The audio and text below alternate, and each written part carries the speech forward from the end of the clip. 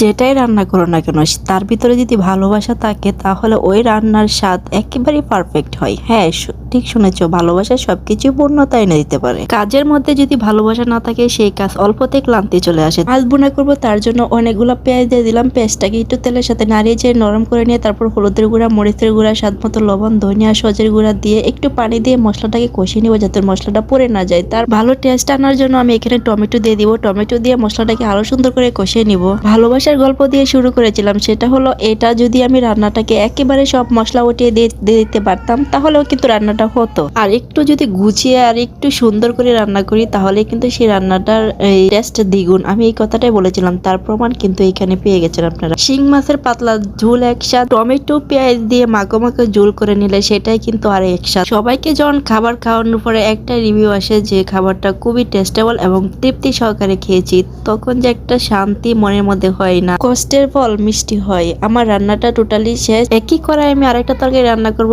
এই জন্য এই প্রায় থেকে তরকারিটা নামিয়ে নিলাম। আর এই নামানো উঠানোটা আমার কাছে খুবই জটিল এবং প্যারা মনে হয়। তোমাদের কাছে কেমন লাগে?